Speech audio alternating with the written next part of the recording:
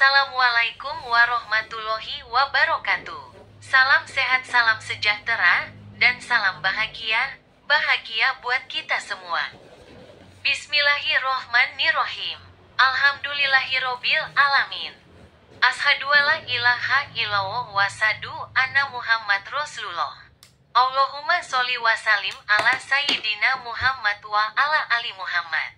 Ayo bantu bagikan video ini sebagai amal jariah.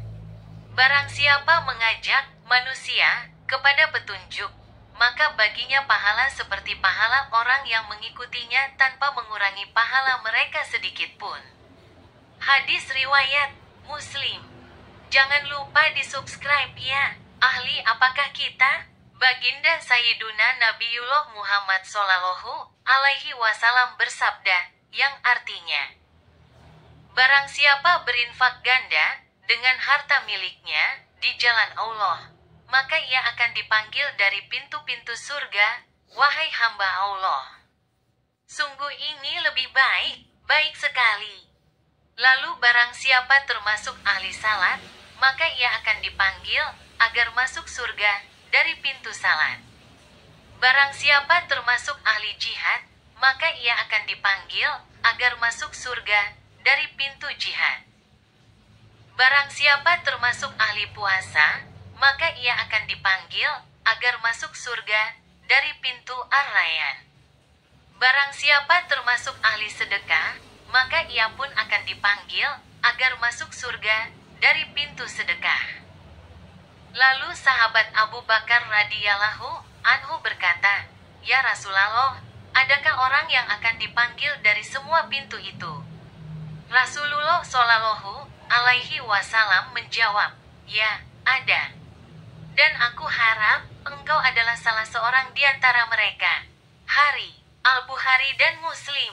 Nah, jika faktor penentu dari pintu surga yang mana seseorang akan dipanggil nantinya adalah keahliannya selama hidup di dunia, maka pertanyaan pentingnya adalah, lalu ahli apakah kita ini?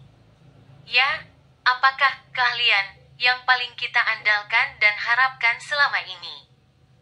Sehingga dengannya kita pantas termasuk di antara hamba-hamba Allah yang akan dipanggil untuk masuk surga dari salah satu di antara pintu-pintunya itu.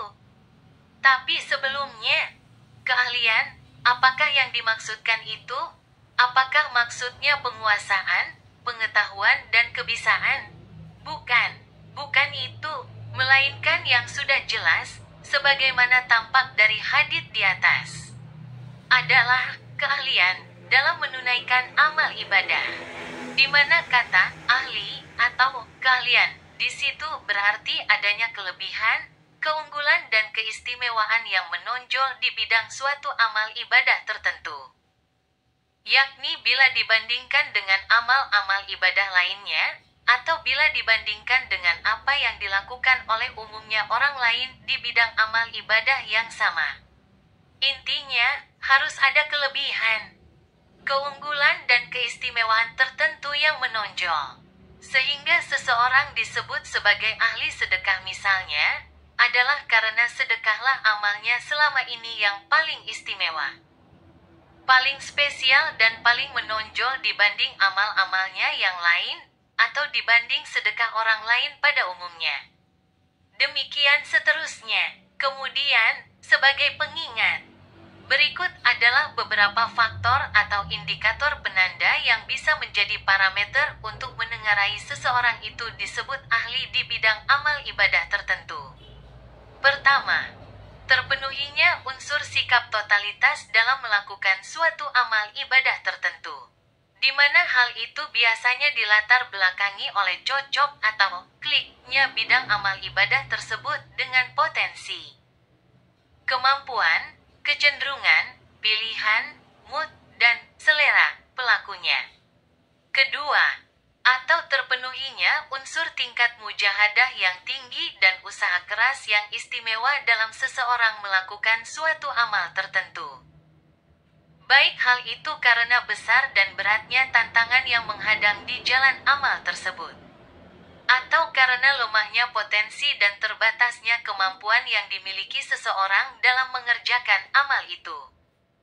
Ketiga, dan ini yang paling utama dan paling tinggi nilainya sebagai faktor penentu, keahlian di atas, sekaligus tentu yang paling berat, yakni terpenuhinya unsur keistiqomahan dan keajegan dalam melakukan suatu amal ibadah tertentu sampai akhir hayat. Jadi, ahli apakah Anda? Dan dari pintu surga yang manakah Anda ingin dipanggil nantinya? Atau ingin dipanggil dari seluruh pintunya seperti Sayyidina Abu Bakar? Ayo bantu sebarkan sebagai amal jariyah. Barang siapa mengajak manusia kepada petunjuk, maka baginya pahala seperti pahala orang yang mengikutinya tanpa mengurangi pahala mereka sedikit pun. Hadis riwayat Muslim. Barakallahu fikum. Demikian ada kekhilafan dan kesalahan mohon dimaafkan. Semoga bermanfaat. Terima kasih dan wassalamualaikum warahmatullahi wabarakatuh.